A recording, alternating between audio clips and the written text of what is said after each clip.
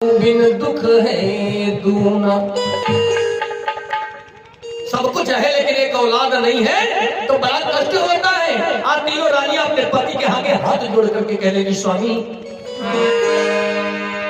कि हुई है बड़ी परेशानी ललन बिन हुई है।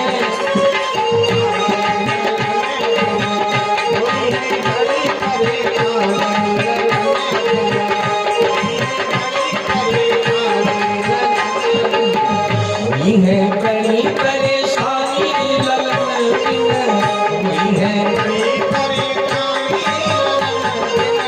कैसे कटै जिंदगानी ललन बिन कैसे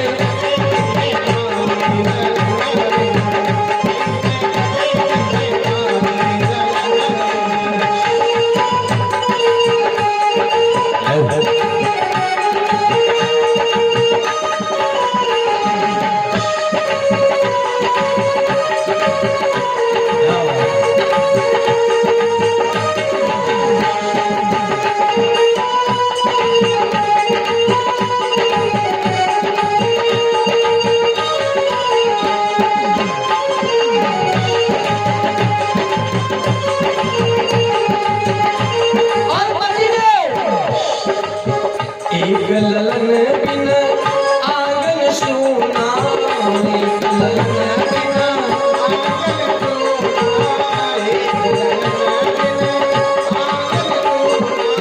कोटि बुढ़ापा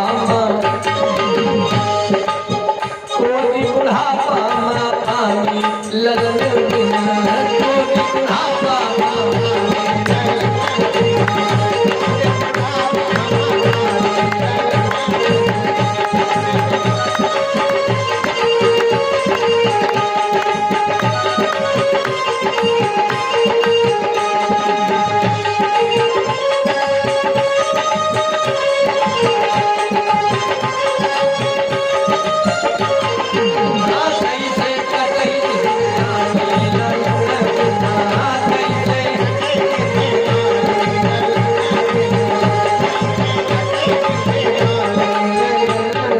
रामचंद्र भगवान की जयकारा। वो दुआ का तना न लगाओ, जोर से लगाओ, देखता है मैया की। खैर तीनों रानियां आज हाथ जोड़ करके पति देव से कह रहे स्वामी एक औलाद होते हैं तो गए और राजा दशरथ ने गुरु वशिष्ठ के चरणों में प्रणाम किया और हाथ जोड़ करके प्रणाम करके बोले महाराज कि बोले कर चुका विवाह की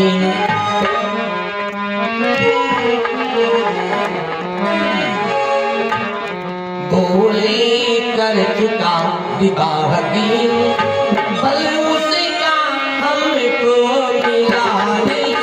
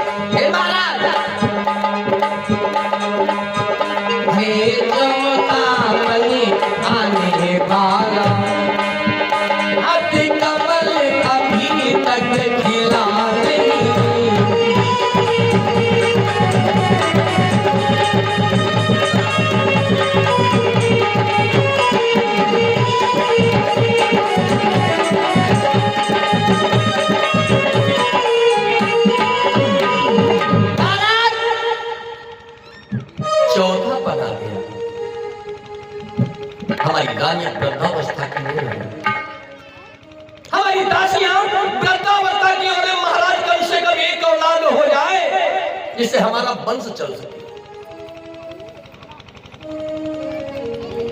वशिष्ठ मुस्कुराने लगे, महाराज कैसी बातें करते हो, ज्ञानी ध्यानी हो करके, हाँ?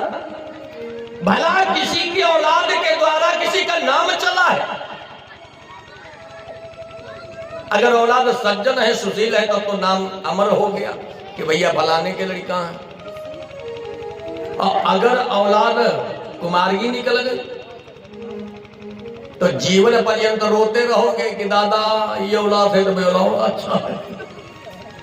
क्या करोगे? अरे ध्रुव को ले लो, प्रहलाद को ले लो, हरिचंद्र को ले लो, इनकी औलाद के द्वारा नाम नहीं चला है, स्वयं की करनी है। बोले महाराज वो कुछ भी हो जाए लेकिन आवश्यकता है औलाद। ऐसा कोई जतन बताओ, ऐसा कोई व्रत बताओ, ऐसा कोई पूजन बताओ, ऐसा कोई दान बताओ, औलाद का जन्म।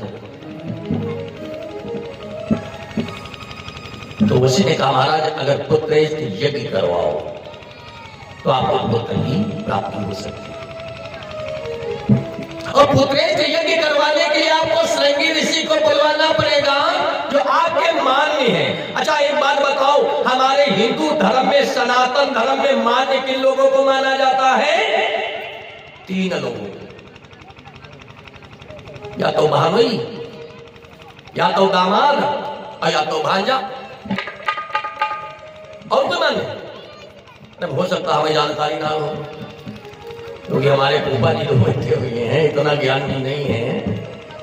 तो राजा दशरथ के मान्य कैसे हुए श्रृंगी ऋषि? शास्त्र में बताया गया है कि शांता सुता सुमित्रा जानी,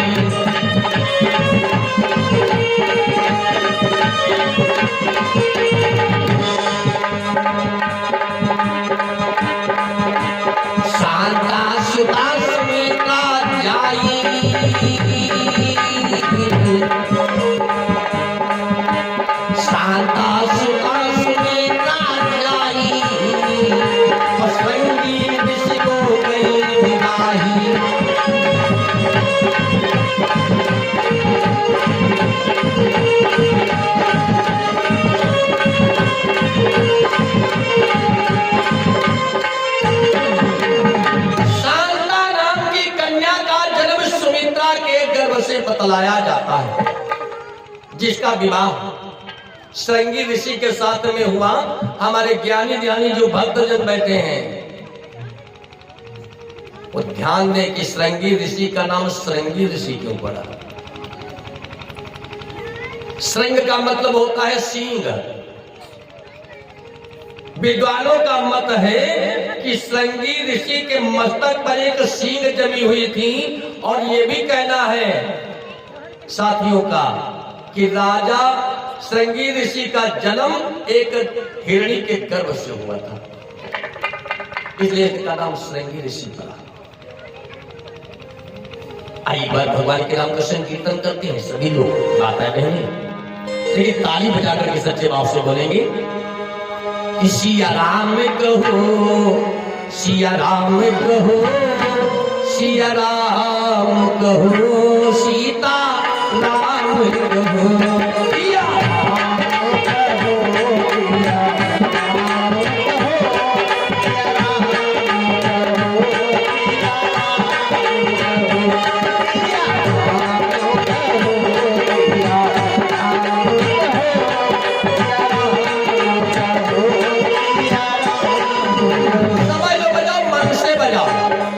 मंदिर में बैठे हो, अपने घर में ना बैठे हो।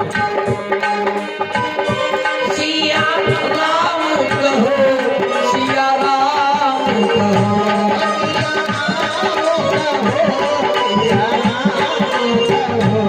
और मैं संतोष भैया नहीं बजा रहे थे, नजुए बता रहे हैं, बाकी नहीं बजा।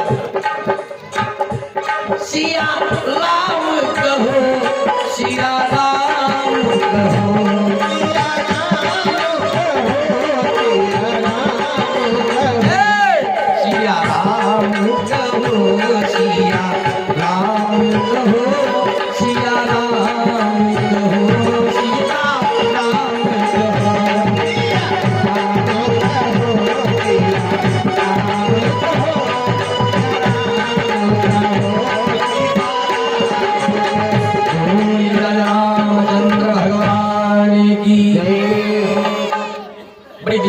कथा यहां पर आएगी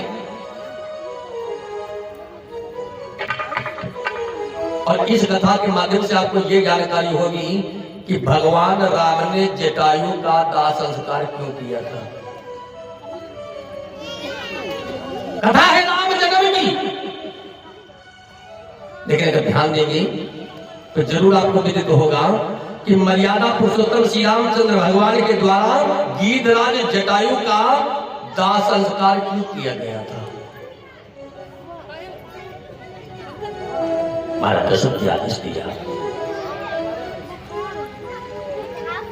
अच्छा ना, संगी सी आए और यज्ञ का आयोजन किया गया। 7वें दिन जब यज्ञ की पूर्णाहुति हुई तो अग्निदेव खीर का प्रसाद लेकर के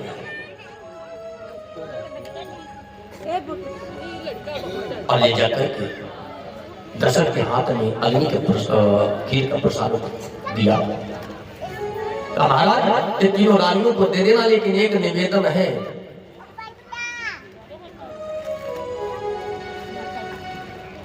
कौशल्या और केकई के हाथ में आधा आधा प्रसाद कर देना और एक निवेदन है कि दोनों रानियों को आदेश कर देना, निवेदन कर देना कि मन प्रसन्न करके ही सुमित्रा रानी को अपने अपनी खीर का प्रसाद आधा आधा प्रदान करें।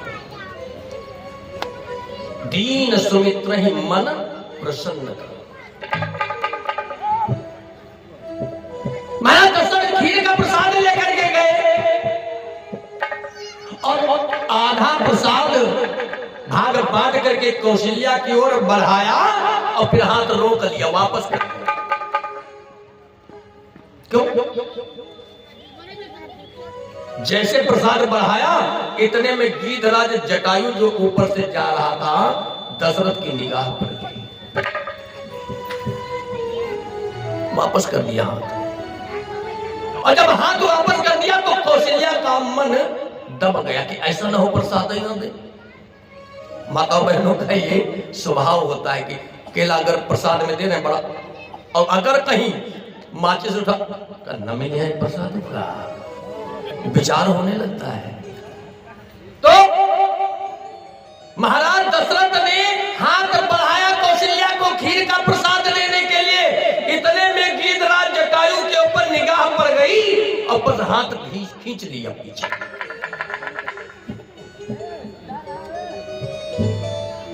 जटायु आ गए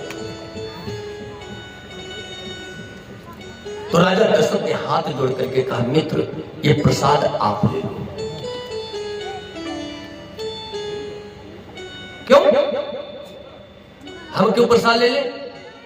क्योंकि महाराज आप दशरथ कहने लगे आपके भी कोई औलाद नहीं है। उस मित्र के दर्शन करना पाप है जो मित्र के कष्ट को देख करके दुखी ना हो। दशरथ और जटायु की मित्रता कैसे हो गई? एक बार शनिदेव और राजा दशरथ से संग्राम होने लगा आकाश मंडल पर, और शनिदेव की निगाह पड़ गई, राजा दशरथ का रथ पलट गया।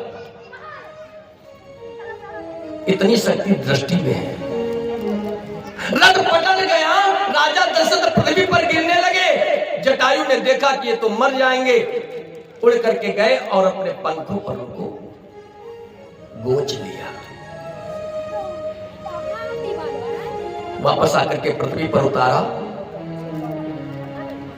उस दिन से राजा दशरथ और जटायु की मित्रता हो गई, भाई के तुल्य कहने लगे। आज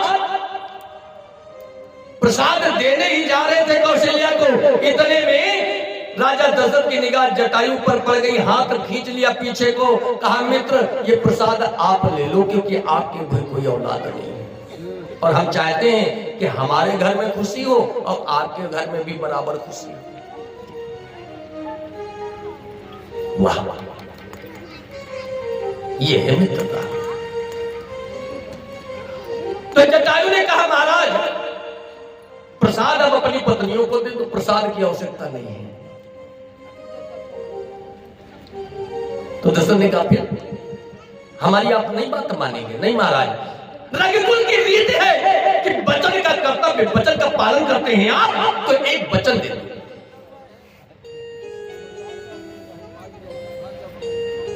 तो बताए क्या वचन मांगना चाहते हो?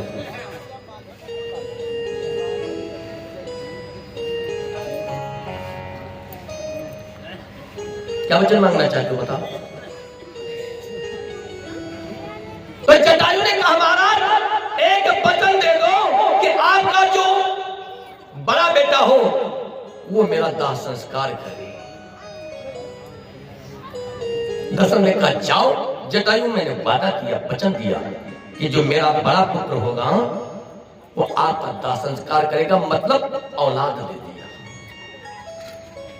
क्योंकि हिंदू धर्म में यह नियम है कि या तो बड़ा बेटा गया करेगा या छोटा बेटा गया करेगा, मंझला और संझला नहीं करता है। लेकिन राजा दशरथ का जब मृत्यु हुई तो किसने दाह संस्कार किया जानते हो? किसने किया था? महाराज भरत ने किया था। क्यों? क्योंकि राजा दशरथ अपने बड़े बेटे को जटायु को दे दिया था। यानी 4 पुत्रों का जन्म हुआ। जिस समय प्रसाद दिया तीनों रानियों को, बड़े प्रेम के साथ में तीनों रानियां प्रसाद ग्रहण करती हैं और श्रद्धा भाव से। ये प्रसाद साधारण नहीं होता है। आप चाहे सत्यनारायण की कथा का प्रसाद ले लिया, मंदिर का ले लिया, भागवत का ले लिया, श्रद्धा भाव से आप ग्रहण तो करें प्रसाद। अगर भाव नहीं है तो भगवान कहां है? यानी तीनों रानियों ने श्रद्धा भाव से प्रसाद ग्रहण किया।